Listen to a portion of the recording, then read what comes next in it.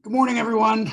I'm recording this on Sunday night, September 12th. You'll all hopefully be hearing or seeing it on Monday, September 13th. I released two notes this weekend. On Friday, I released a note titled Reflections on 9/11. It's the first time I've tried to write about my experiences on 9/11. It's about a 2,000-word essay that has nothing to do with the investment outlook. Read it if you're interested in knowing what it was like to have a front row seat for that, to be working at Lehman Brothers trading floor across the street from the North Tower, and all the experiences we went through that day and in the months to follow. But this podcast and video is not going to be about that. It's about the note that we released on September 11th, titled Policy Tightening.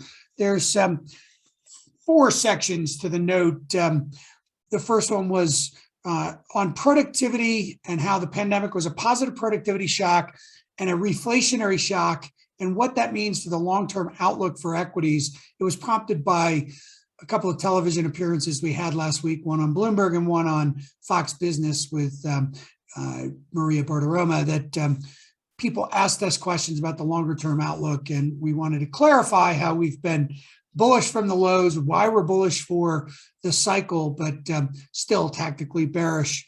And that brings us to the second section of the note, which was titled The Liquidity Inflection Point, and really was what this note was all about this week. We then talked a little bit about the September taper and whether we could push back a correction if the Fed were to decide to take a pass on September. And then finally, a brief section on goods inflation, reviewing the PPI report ahead of this week's CPI and import price inflation report. So the first section we titled TINATT. It was a little bit tongue-in-cheek because we don't really think that's why equities are up 100% from the lows, and why they're up nearly 19% so far in 2021.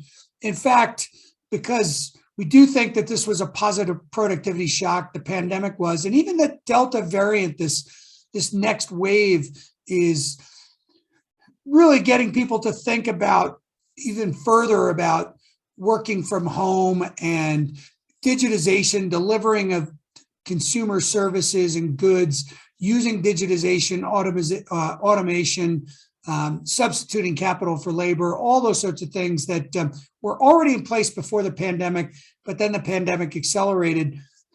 That's been the main reason why earnings have blown through the prior or pre-pandemic highs, and why the margins have gone to new highs, and why we think they're going to go higher still. We also think that this was a reflationary shock, not a stagflationary shock. And that was the nature of the question we were asked on Maria's show, was, are you worried about stagflation in 2022? And we've been adamant all along that you don't go from disinflation straight to inflation or stagflation. You go through a period of reflation first, and that's what we think is coming in 2022. And so once we get through this tactical correction that we expect, we're fairly optimistic for the 2022 outlook.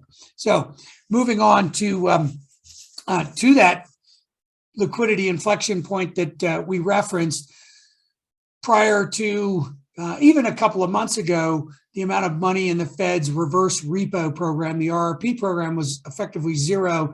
Now it's $1.15 trillion deposited overnight, earning a whopping 5 basis points per annum.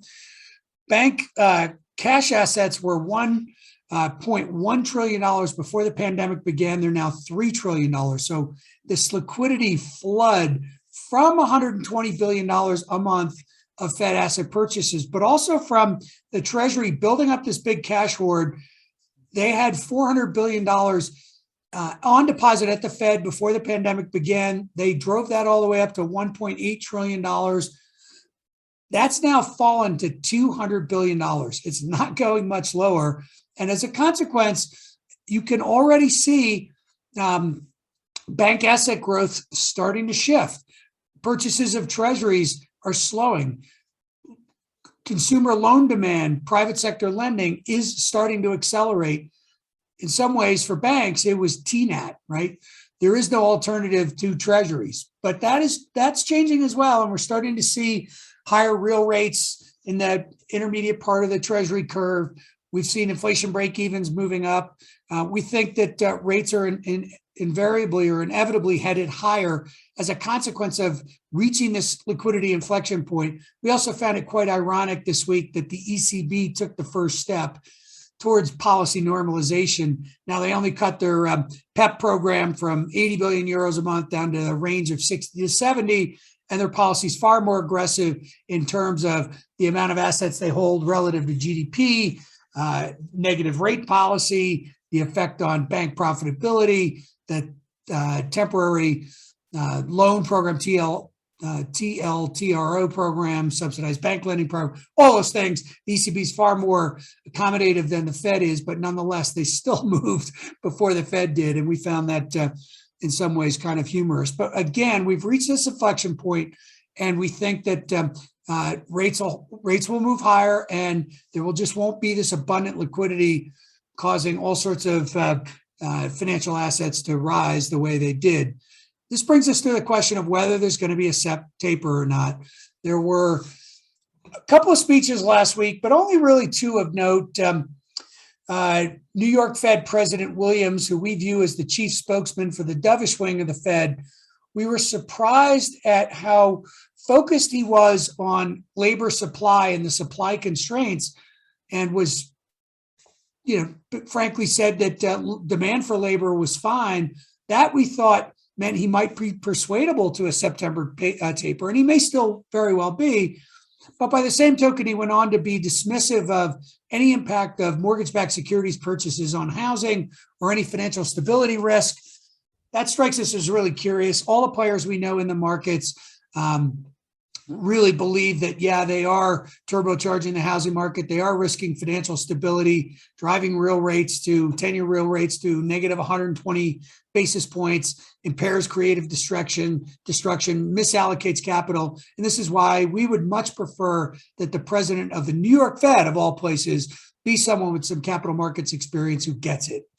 We're not sure Williams really does. That notwithstanding, Mester from the Cleveland Fed, who's much more of a centrist, surely doesn't hold the sway that Williams does, said that she thought the Fed had met both their mandates, meaning inflation and unemployment, or the labor market. So September's not off the table, but this begs the question, if they do pass in September, could we potentially push the correction related to Fed policy normalization into 2022? Recall in late 2015, when they ended zero interest rate policies very late in the year, you didn't have a correction until January. When they started balance sheet contraction late in 2017, positive seasonality at the end of the year pushed that into 2020 or into 2018.